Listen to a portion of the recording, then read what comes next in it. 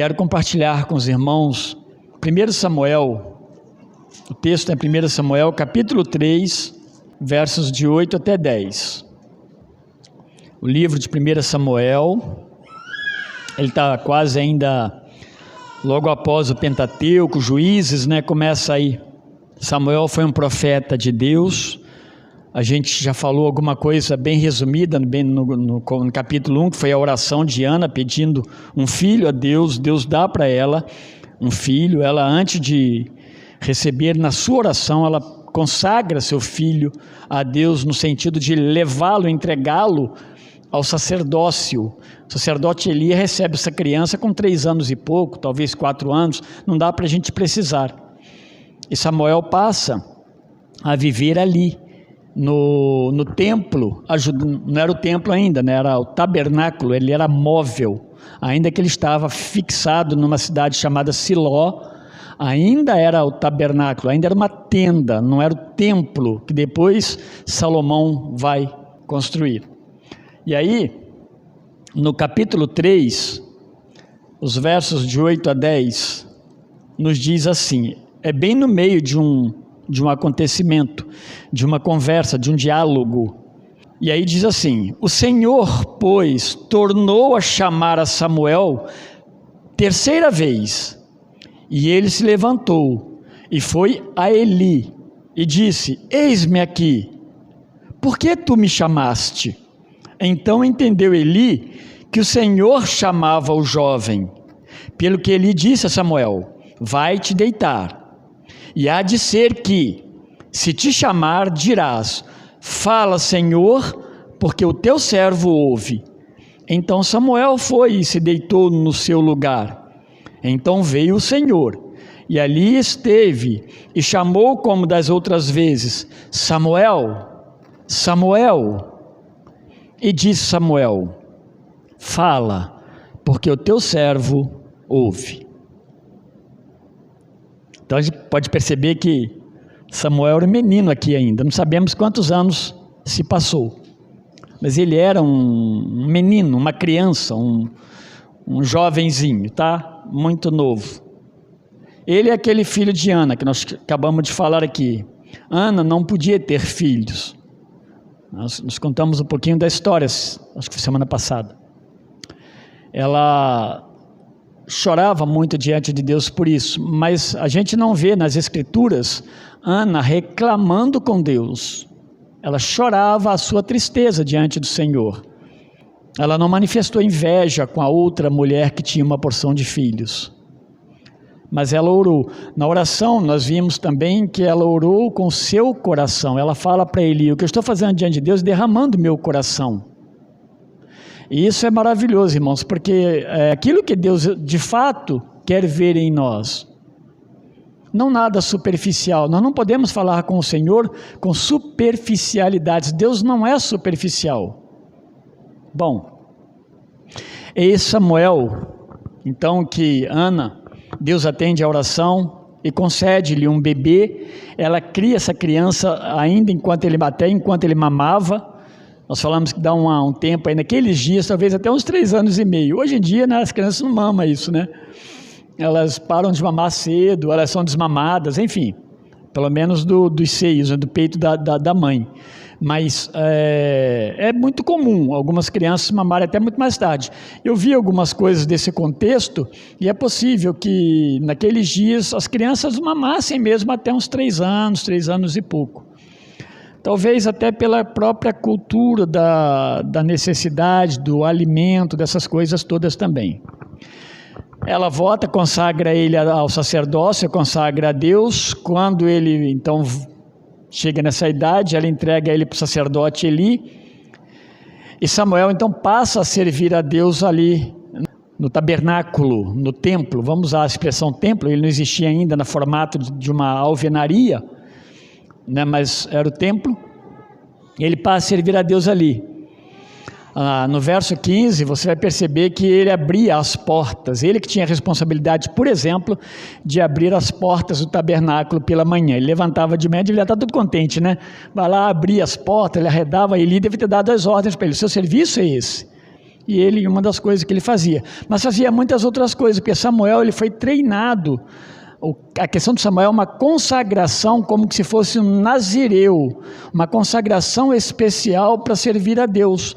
Claro que ele vai servir como sacerdote, ele é separado, ele está aprendendo as coisas, os ofícios, mas Deus vai puxando Samuel para si, para perto dele, e Samuel vai se tornar um sacerdote, um profeta em Israel, um juiz naqueles dias também.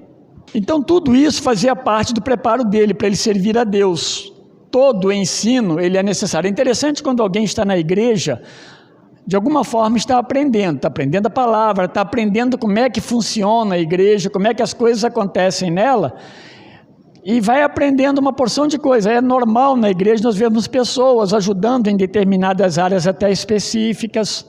Eu lembro que o Lucas, por exemplo, que é um presbítero hoje aqui na igreja, mas eu lembro do Lucas diversas vezes, como outros irmãos também, diversas vezes ele, um menino de 14 anos, 15, eu não lembro a idade, mas eu lembro dele vir para cá, pastor, essa grama está meio alta, vou aparar. Ele aparava a grama todinha, recolhia tudo, limpava tudinho, depois ia embora. O Lucas hoje é um dos presbíteros da igreja. Isso é importante, é interessante, porque ele não está preso só numa coisa, ele está aprendendo as coisas que envolve a obra de Deus como um todo, por mais que ele se concentre hoje no presbitério, né? E o verso 1, nós não lemos, o verso 1 desse capítulo aí diz que naqueles dias a palavra do Senhor era muito rara. Significava o quê? Que Deus não se apresentava com frequência a ninguém.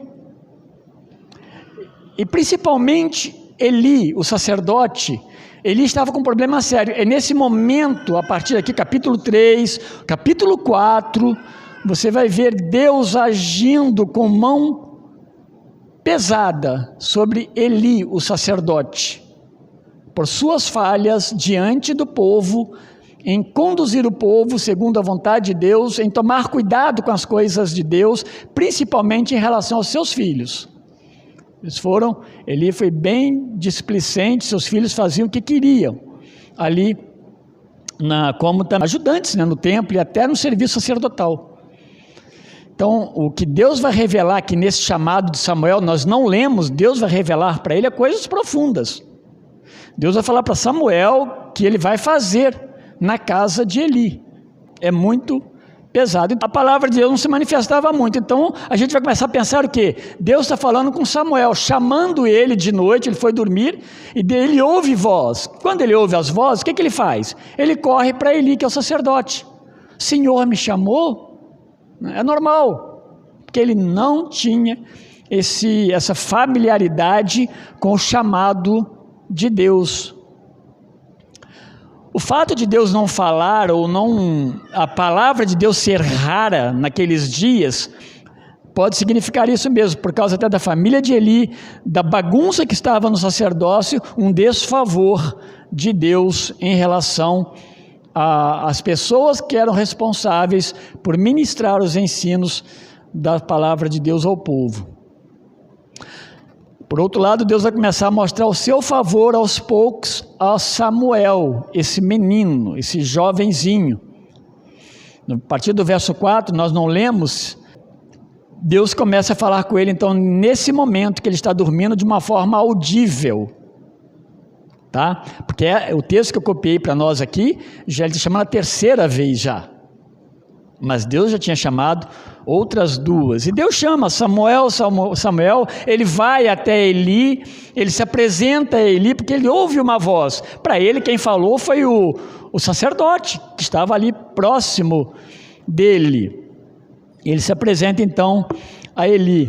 No verso 7, nós não lemos, diz que Samuel ainda não conhecia o Senhor, e ele também ainda não conseguia discernir o chamado de Deus. Talvez Eli não teria problema, quando Deus falasse, Eli ouviria, fala Senhor. Mas Samuel era um menino novo, e ele estava aprendendo, isso fazia parte do seu aprendizado também. Ele não tinha nenhuma experiência em ouvir Deus. E olha, meus irmãos, isso é muito importante, a gente não pode passar a vida toda sem aprender a ouvir Deus. Ouvir Deus é uma prática de vida cristã, é uma prática de um discípulo ouvir Deus. Ouvir Deus faz toda a diferença na nossa vida. Ouvir Deus corrige nossos caminhos, corrige nossas decisões. Ouvir Deus corrige nossa mente. Ouvir Deus livra-nos do pecado. Então, não conhecia, passa a adquirir uma experiência. Esse chamado ele acontece então por 3 vezes, até que Eli entende, né? Quando ele chega a 3ª vez diante de Eli, ele percebe, isso aí é Deus que está falando com ele, porque não sou eu. Então Deus está falando, aí ele orienta, quando você ouvir a voz, você responde, fala Senhor, olha como é que é diferente, fala Senhor que teu servo ouve. Ele está ensinando Samuel como se apresentar diante do Deus Todo-Poderoso, o Senhor que é do céu e a terra. Por isso que na 4ª vez, né, que nós lemos aí no texto, Deus vai chamá-lo. Deus estava vendo todas essas coisas. E ele vai responder a Deus, fala, pois teu servo ouve. Samuel, meus irmãos, ele estava aprendendo a orar a Deus. A gente falou que Deus não se manifestava com tanta frequência. Estou falando de Deus na pessoa de Deus em termos de revelação. Havia já a palavra de Deus dada no Pentateuco, que Moisés vai deixar escrito, mas não havia manifestações de Deus diante das pessoas por palavras ou teofanias, né? Não acontecia muito. Ele vai aprender agora então a falar com Deus. Essa é a primeira manifestação de Deus, né, do Senhor diante dele. E essa também foi a oração de Samuel. Ele ora a Deus. Essa é uma oração quando ele responde, fala Senhor, que teu servo ouve. Fala que teu servo ouve. Uma oração curta, uma oração simples, uma oração que a gente pode chamar de bem objetiva diante de Deus. Se nós, meus irmãos, na verdade, ouvir a Deus então, olhando para essa oração de Samuel, deve ser a nossa primeira disposição. É interessante que a gente que ora a Deus, precisa ouvir primeiro Deus. Sabiam disso? Por que você ora a Deus? Você ora a Deus porque você conhece Deus. De alguma forma você conhece Deus.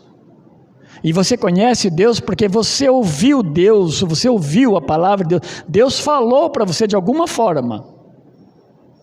Mas quanto mais nós ouvimos Deus, mais nós somos lapidados para orar a Deus e servir a Deus de forma correta.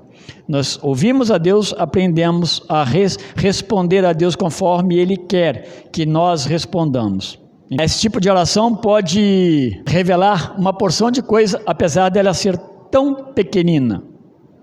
A gente sabe que existem muitos modelos de oração, mas esse aqui, fala Senhor, que teu servo ouve. Se eu pudesse te aconselhar, eu pediria que você colocasse na prateleira de cima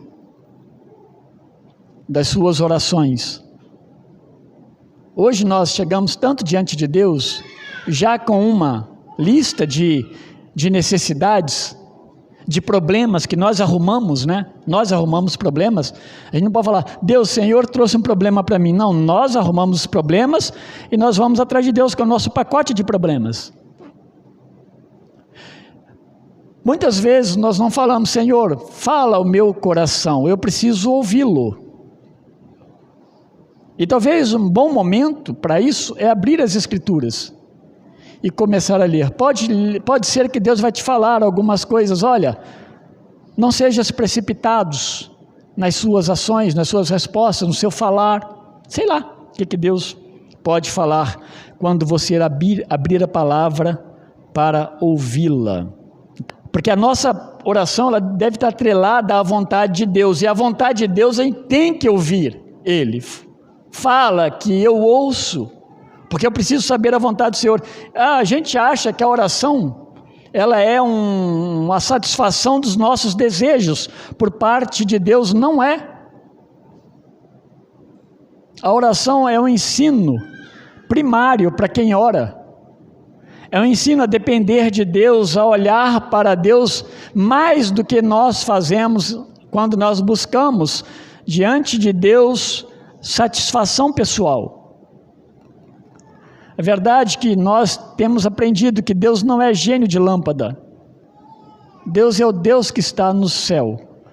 E nós precisamos, antes de ficar pedindo, quem sabe, a Deus, que não é errado pedir a Deus, tá, irmãos? Eu oro pedindo a Deus.